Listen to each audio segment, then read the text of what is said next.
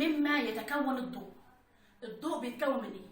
في عالم الماني اسمه العالم ماكس بلانك سنه 1900 اكتشف حاجه مهمه جدا، وهي ان موجه الضوء بتتكون من مجموعه من كمات من الطاقه.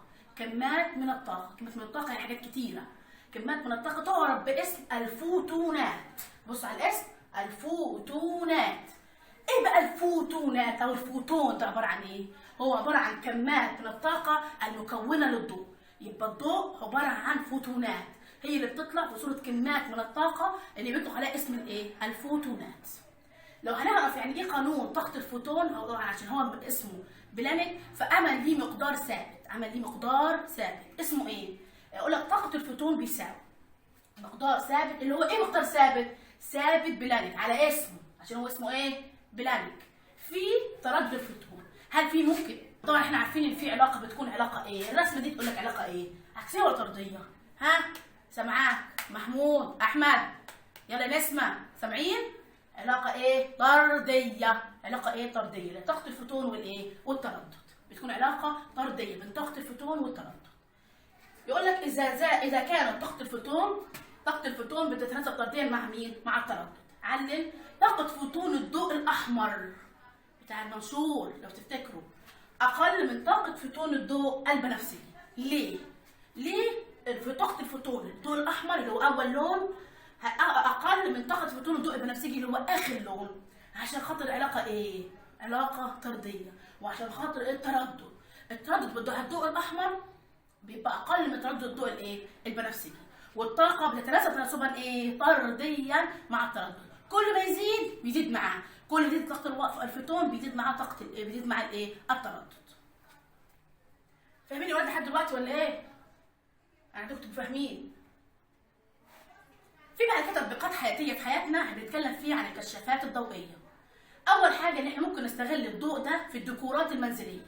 لو مثلا هنستخدم الكشافات الضوئيه زي ما هنا مثلا يقول لك مثلا في ابراز اللوحات الايه؟ الفنيه، في مصابيح الزينه اللي بنعملها في رمضان تخلي الحيويه والبهجه على المكان، في الاباجورات عشان انا لو بذاكر وجنبي في المكتب بتاعي اشغل الاباجوره عشان تكبر من الايه؟ من الاضاءه وتساعدني على الايه؟ على القراءه. دي من ضمن التطبيقات الحياتيه اللي احنا بنستخدمها في حياتنا زي الكشافات وزي الزينه وزي الايه؟ الاباجورات.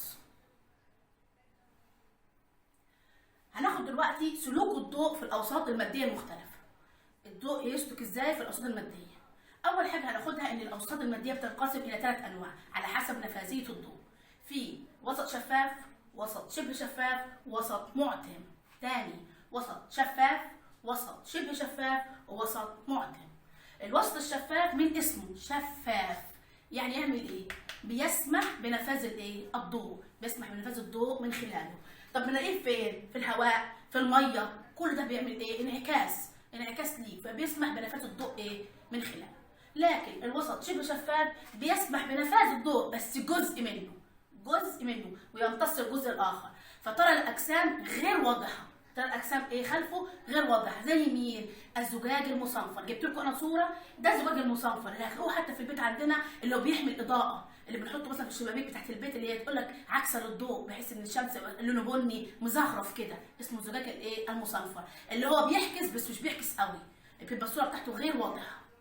في عندك وسط محتم، ده ملوش خالص، لا يسمح بنفاذ خالص الضوء، فلا ترى الاجسام اصلا بداخله، زي اللبن وزي العسل وزي ورق الشجر، كل ده يبقى ايه؟ اسمه وسط محتم.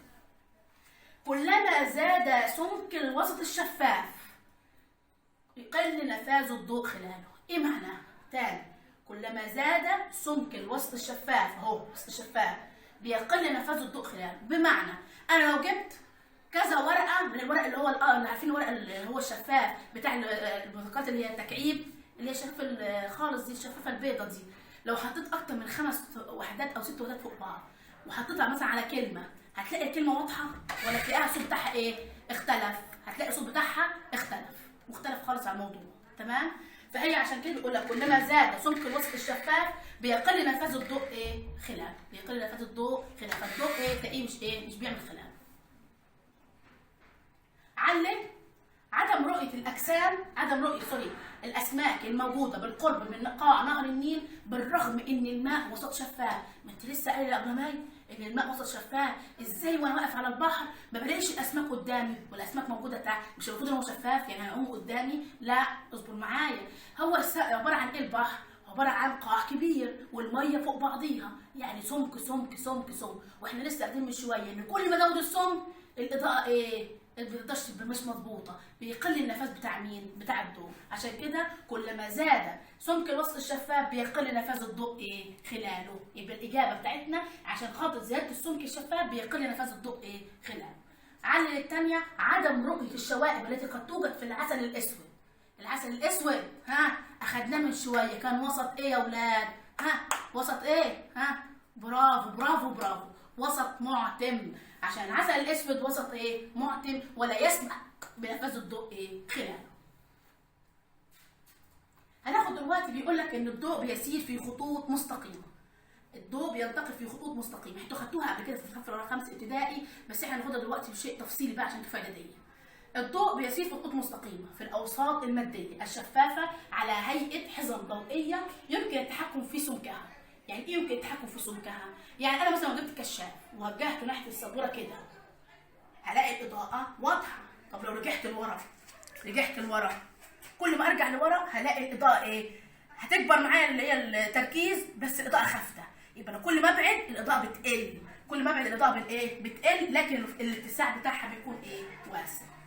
هنعمل تجربه على الكلام دوت، اللي هي هنجيب 4 كروت من الورق المقوى اللي بيكون تخين زي الكرتون، وقطع صلصال، ولوح من الورق الابيض، وقلم ضوئي اللي هو القلم بتاع الليزر اللي بيكون معاهم، او شمعه. وهنعمل دلوقتي التجربه بتاعتنا لو احنا فكرت فيها كتخطيط، اللي هتجيلك بالشكل ده، اللي انت هترص الورقات كده مع بعض، وكل واحده عاملها على مسافات مختلفه او جنب بعض، بحيث ان انت هتعمل فتحه واحده في مثلا في الثلاث ورقات الاولى، وهسيب الورقه الاخيره من غير فتحه. اللي هيشوف الموضوع ده هنشوف عن طريق التجربه دي. جايبين 3 حوائل من الكرتون، وهنعمل ثقب في النص هنا زي ما انتم شايفين. هنجيب شمعه او كشاف وهنبدا نرصهم زي ما انتم شايفين كده. دلوقتي هنولع الشمعه ونشوف ايه اللي هيحصل. هنبص على الفتحه من هنا، من خلال الفتحه هنشوف الضوء ماشي في خط ايه؟ هيظهر دلوقتي الضوء بيسير في خطوط ايه؟ مستقيمه. بصوا عشان بيكون على استقامه ايه؟ واحده. ولو حركنا واحد بعيد عن الثاني هتلاقي الاضاءه ايه؟ ما وضحتش، ما بقتش كلها على استقامه ايه؟ واحده. هنستنتج من كده ان بينتقل الضوء في الاوساط الماديه الشفافه على هيئه خطوط مستقيمه بيمكن التحكم في سمكها.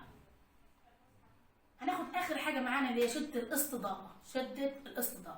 احنا اخذنا في الدرس الاولاني شده الصوت، كانت نفس التفكيره، بس دي شده الاستضاءه. شده الاستضاءه هي كميه الضوء الساقطه عموديا على وحده المساحات من السطح في الثانيه الواحده. تاني، شده الاضاءه هي كميه الضوء اللي بتكون ساقطه، لما اعمل كده الكشاف بتكون ساقطه ايه؟ عموديا على وحده المساحات اللي هي المساحه اللي هحطها قدامي في الثانيه الواحده.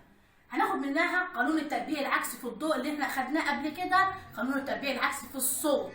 لا، ده في الضوء. عباره عن ايه؟ بتتناسب شده الاستضاءه تناسبا عكسيا مع مين؟ مع مربع المسافه. المسافه بين السطح ومصدر الضوء، عند زياده المسافه بين مصدر الضوء والسطح للضعف، لو زودناها للضعف هتقل شده الاستضاءه للربع. يقول لك ليه لما انا ازود المساحه بتاعت المسافه للضعف شده الاستضاءه هتقل معايا للربع، عشان في تناسب عكسي ما بين شده الاستضاءه ومربع المسافه. وهنعرفها دلوقتي بشكل تفصيلي. لو بصينا على الرسومات هنا، لو انا ماسك الكشاف على بعد متر، شايفين الاضاءه واضحه وجميله على وحده المساحات. لكن لو انا بعدت شويه 2 متر هتلاقي المساحه التركيزيه كبرت بس الاضاءه خفت. يعني شايفين هنا اصفر جامد، هنا تلاقيها خفت شويه. ليه؟ عشان علاقه عكسيه.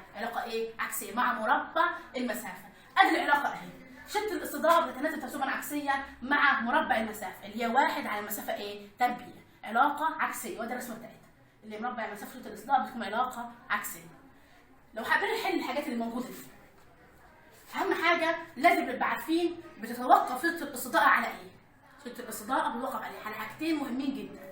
قوه الاضاءه بتاعت المصدر، لازم الكشاف يكون اصلا قوته تكون قويه. تاني حاجه المسافه بين مصدر الضوء والسطح، المسافه بين مصدر الضوء والسطح، كل ما ابعد كل ما اقرب، على حسب كده بنعرف احنا شده الاستضاءه بتاعت الايه؟ بتاعت الضوء.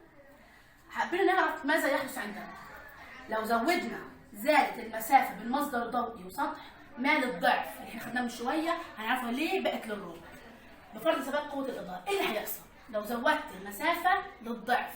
كده نبص على القانون للضعف، يعني 1 على كام ضعف؟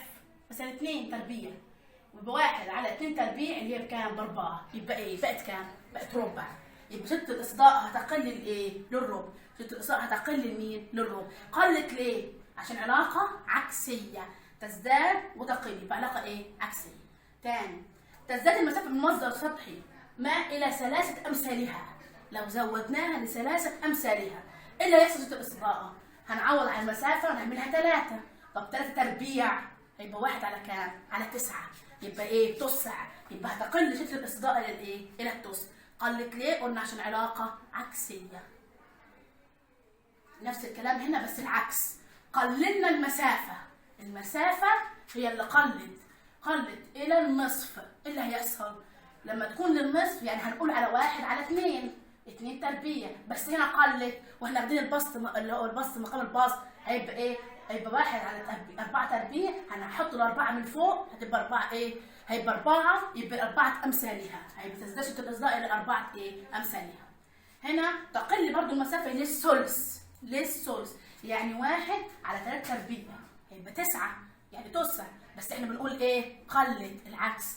يبقى هنرفع ال9 لفوق، هيبقى 9، يبقى 9 امثالها، تزداد شده الاصداء الى 9 ايه؟ امثالها. موجات الضوء موجات ايه؟ سامعاكم بتقول موجات كهرومغناطيسيه مستعرضه. كهرومغناطيسيه ايه؟ مستعرضه. طب جلد الانسان من الاوساط الماديه ايه؟ جلد الانسان لو جبت الضوء كشاف وحطيته على الجلد هينفذ؟ طبعا لا، عشان هو وسط ايه؟ معتم، من الاوساط الايه؟ المعتمه.